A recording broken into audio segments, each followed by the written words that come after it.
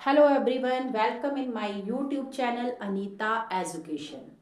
मैंने पिछली वीडियो में आपको बोला था कि नेक्स्ट वीडियो में आपके लिए एक नया टॉपिक होगा वाच्य, जो 10th सीबीएसई बोर्ड के लिए बहुत ही इंपॉर्टेंट टॉपिक है और 4 मार्क्स का इसमें 10th सीबीएसई बोर्ड में क्वेश्चन आता है। कितने मार्क्स का? 4 मार्क्स का।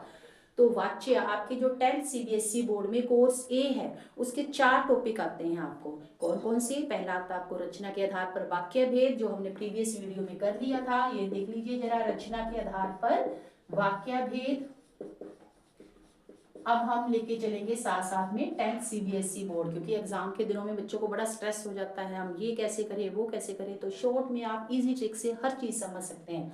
रचना के आधार पर वाक्य भेद, ये आपको 4 मार्क्स के आएंगे एग्जाम में। उसके बाद आपके आएंगे वाच्य। मैं किसकी बात कर रही हूँ? 10th CBSE board Hindi course A की बात कर रही हूँ, जिसमें जो व्याकरण है वो 16 मार्क्स की आती है। और 3rd नंबर पर आता है आपका पद परिचय, ये भी 4 मार्क्स का। एंड नेक्स्ट आते हैं अलंकार, ये भी आपके 4 मार्क्स के आते हैं। हम साथ साथ में अब इनकी तैयारी करेंगे। रचना के आधार पर वाक्य भेद आपको पिछली वीडियो में करवा चुकी हूँ, वाच्य आज डिस्कस करेंगे और नेक्स्ट वीडियो में हम पद परिचय और अलंकार भी करेंगे। तो अभी स्ट्रेस नहीं लेना है किसी बच्चे ने, आराम से तैयारी करनी है और इस हिसाब से पढ़ना है कि आपके माइंड में बैठ जाए, वो चीज़ सेट हो जाए।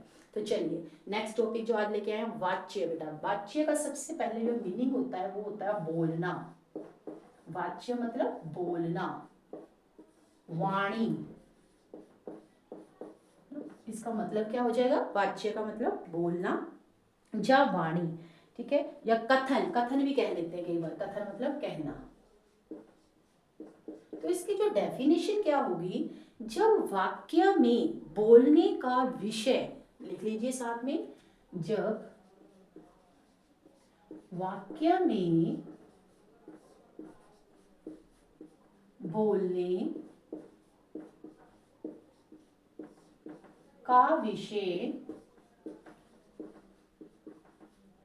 कर्ता, कर्म या कारक हो, कर्ता कर्म या भाव, सॉरी, कर्ता कर्म या भाव हो,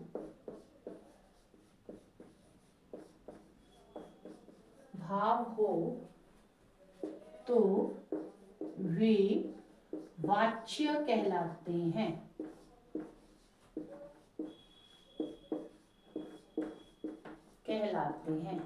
ऐसे भी हो सकता है जब वाक्य में इसकी प्रधानता देखी जाती है कि मेन फोकस किस पर किया जाता है।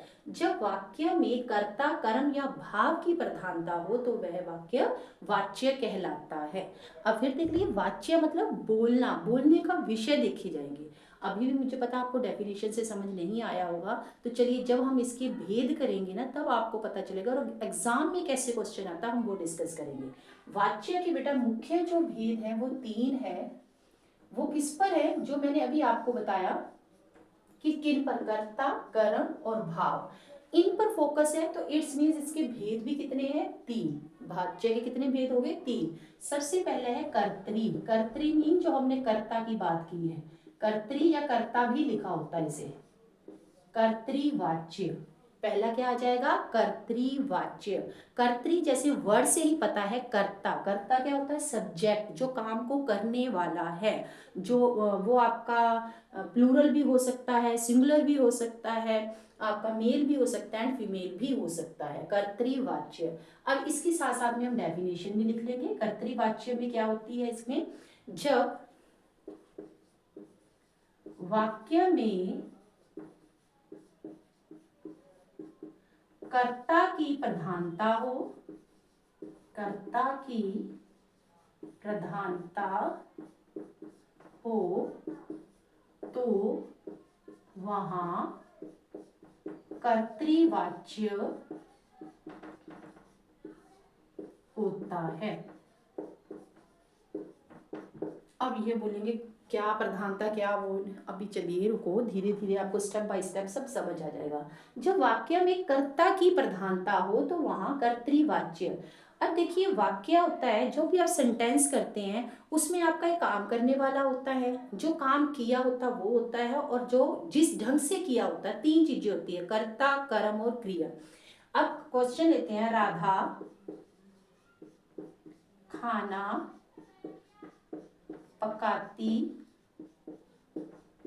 है।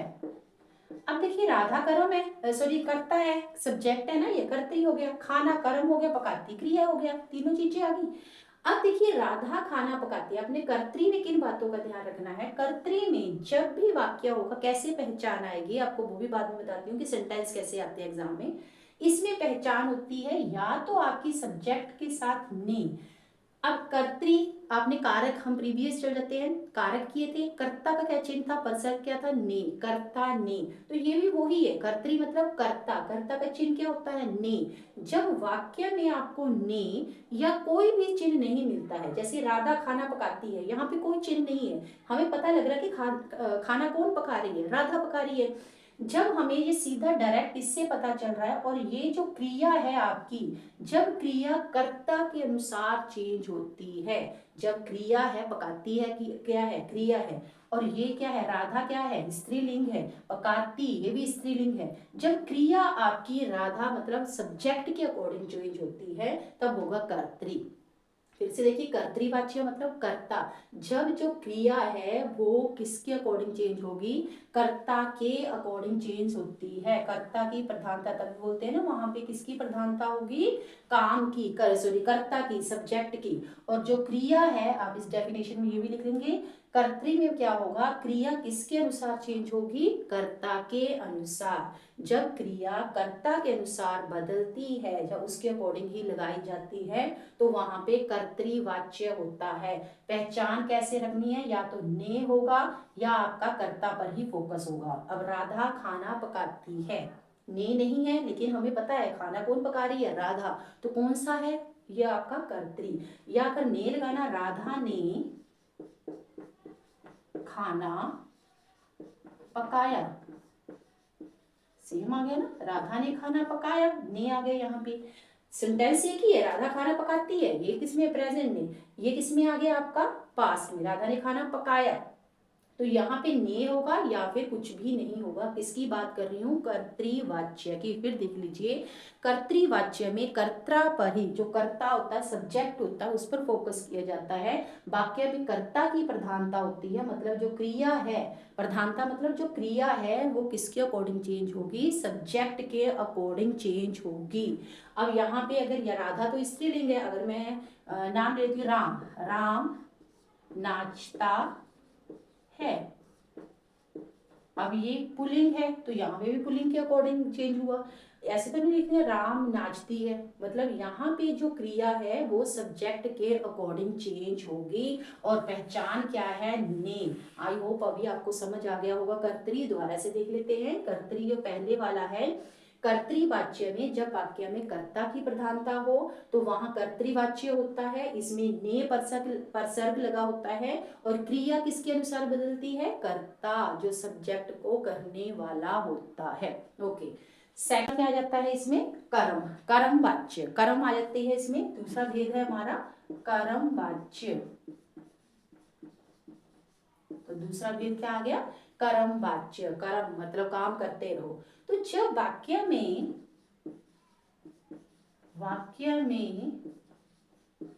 कर्म की प्रधानता हो,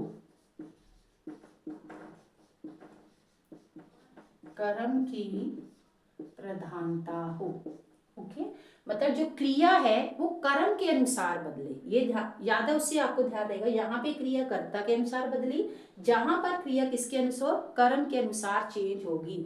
और यहाँ पहचान क्या होगी, या तो होगा आपका से या होगा के द्वारा, से या के द्वारा होगा। और बेटा इसमें हमेशा कर्मक क्रिया होती है, कर्म वाच्य में कर्मक क्रिया, अकर्मक क्रिया और कर्मक क्रिया की हुई ना आपने प्रीवियस, पहले आपने की होंगी छोटी क्लासेस में। तो सकर्मक क्रिया, सकर्मक मतलब जिसमें कर्म होता है, अकर्मक मतलब जिसमें कर्म नहीं होता है, स का मतलब साथ में। तो सकर्मक क्रिया होती है कर्म वाच्य में, मतलब हमें सकर्मक इसी वर्ड में हमें लग जाता है पता कि हम क्या काम हो रहा है, कौन सा काम हो रहा है।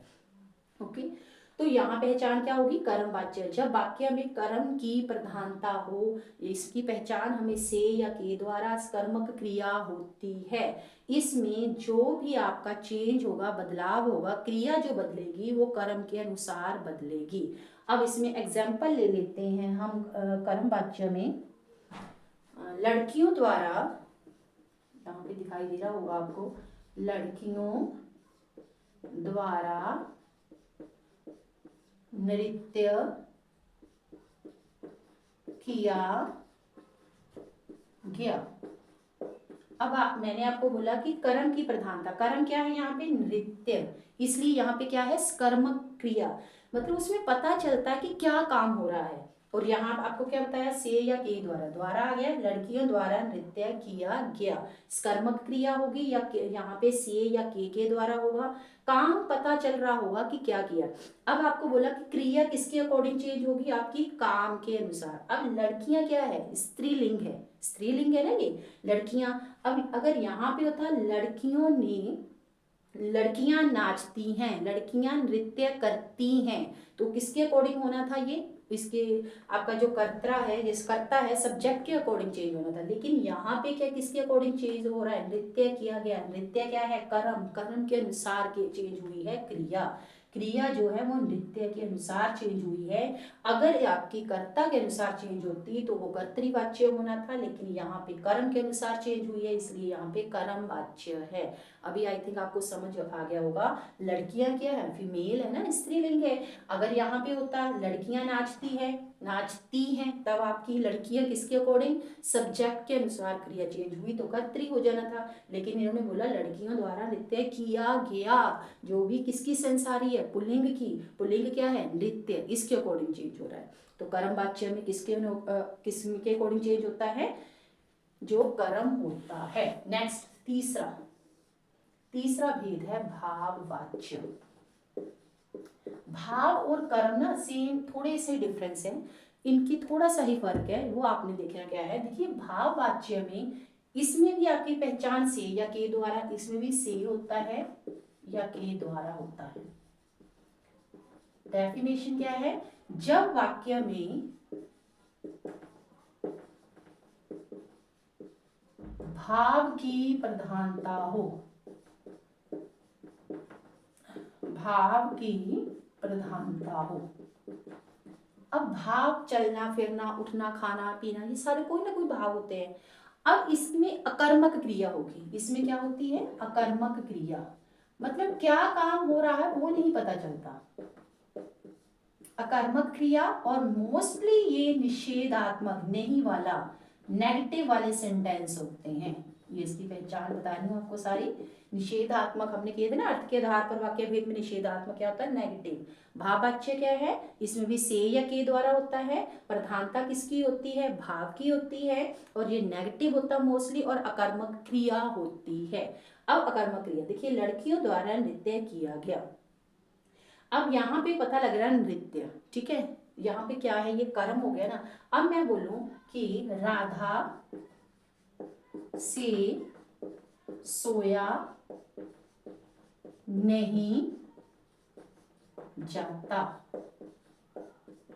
राधा से सोया नहीं जाता, सोने का भाव है, लेकिन कहाँ नहीं सोया जा रहा, नहीं है ना, इसलिए वहां पे कर्म नहीं है। अगर राधा से बिस्तर पर नहीं सोया जाता, राधा पर से पलंग पर नहीं सोया जाता, तब तो आपका यहाँ पे आ जाना था, कर्म वाला आ जाना था। लेकिन यहाँ पे अकर्मक क्रिया, कहाँ क्या हो रहा है वो नहीं, राधा से सोया नहीं जाता, मुझसे चला नहीं जाता, वृद्धा से दौड़ा नहीं जाता, ठीक है, मतलब क्या काम हो रहा वो नहीं। जैसे अब हम लिख सकते हैं चाकू से काटा नहीं जाता, काटा नहीं जाता, क्या नहीं काटा जाता, नहीं पता चल रहा है, ठीक है। इसमें क्यों, क्योंकि इसमें कर्म नहीं है, सकर्मक क्रिया नहीं है, अकर्मक क्रिया है। अकर्मक क्रिया में मतलब क्या काम हो रहा वो नहीं पता चल रहा है, सिर्फ भाव है कि चला जा रहा है, नहीं चला जा रहा, बोला जा रहा है, नहीं बोला जा रहा, सोया जा रहा है, नहीं सोया जा रहा है, सिर्फ भाव है वो, लेकिन क्या है, काम क्या हो रहा है वो नहीं पता चल रहा है। मुझसे पढ़ा नहीं जाता, क्या नहीं पढ़ा जाता, पुस्तक तो है ही नहीं, अगर मुझसे पुस्तक पढ़ी जाती है यहाँ पे आ जाएगा, है ना, मुझसे सी आ गया ना, मुझसे पुस्तक पढ़ी जाती है, मुझसे पढ़ा नहीं जाता भाव में आ गया। आई होप अभी आपको समझ आ गया होगा। तो एक सेंटेंस लेते हैं हम एग्जाम्पल के लिए, सेंटेंस लेते हैं सीधा सा। मीरा, यहाँ पे कर्त्री की पहचान क्या थी, ने, मीरा ने पुस्तक पढ़ी, मीरा ने पुस्तक पढ़ी, कौन सा हो गया, कर्त्री, क्योंकि ने है यहाँ पे, ने आपको किसका बताया, कर्त्री ने। मीरा ने पुस्तक पढ़ी, और पुस्तक पढ़ी क्या आ रही है, सेंस स्त्रीलिंग वाली आ रही है ना, क्यों आ रही है, क्योंकि मीरा क्या है, स्त्रीलिंग है। जो आपकी क्रिया है वो किसके अकॉर्डिंग चेंज हुई, आपके कर्ता के अकॉर्डिंग। अब दूसरी में अगर कर्म में बनाना हो, मीरा द्वारा पुस्तक पढ़ी जाती है। अब इसमें पुस्तक भी, क्योंकि पुस्तक भी स्त्री है, जो पढ़ी जाती है वो पुस्तक के लिए लगाया है, लेकिन पुस्तक भी अपने आप क्या है, स्त्रीलिंग है, इसलिए जो क्रिया है वो इसके अकॉर्डिंग चेंज हुई है। ठीक है, मीरा द्वारा पुस्तक पढ़ी जाती है। तीसरा अगर आ गया भाव, मीरा से पढ़ा नहीं जाता, जा मीरा से पढ़ा जाता है, पॉजिटिव भी हो सकता, मोस्टली नेगेटिव होते हैं, 99% यहाँ नेगेटिव होता है, लेकिन 1% है कि कोई इसमें पॉजिटिव भी हो सकता है। तो मोस्टली यहाँ पे नेगेटिव सेंटेंस होते हैं। मीरा से पढ़ा नहीं जाता, क्या नहीं पढ़ा जाता, पुस्तक नहीं है। तो अभी आपको तीनों में डिफरेंस समझ आ गए। यहाँ पे जो आपकी क्रिया है वो किसके अकॉर्डिंग चेंज हुई है, आपकी कर्ता के अकॉर्डिंग। यहाँ पे क्रिया चेंज हुई आपके कर्म के अकॉर्डिंग। यहाँ पे जो क्रिया है वो क्या है, आपकी अकर्मक, यहाँ कर्म है ही नहीं, यहाँ पे कर्म है ही नहीं होता, सिर्फ भाव होता है। ये पढ़ा नहीं क्या है, भाव है, भाव की प्रधानता होती है। तो ये थी आपकी वाच्य की वीडियो। आप इसको बार बार देखें और समझें, और हर इसके जो भी उदाहरण भेद आपके दिए हैं उसके 10-10 उदाहरण जरूर करें। नेक्स्ट वीडियो में हम पद परिचय, अलंकार, जो आपका व्याकरण का टॉपिक रहता है सीबीएसई 10th क्लास का, वो करेंगे। और बुक के भी जितने भी आपके लेसन हैं उनको भी हर वीडियो में हम डिस्कस करेंगे, और किस तरह से आपने जब क्वेश्चन आ जाता है कैसे सोल्व करना है उसके बारे में हम चर्चा करेंगे। लेकिन चैनल को शेयर, लाइक एंड सब्सक्राइब जरूर करें। अपना ध्यान रखें, सर्दी से बच के रहें, एग्जाम की तैयारी अच्छे से करें। Thank you.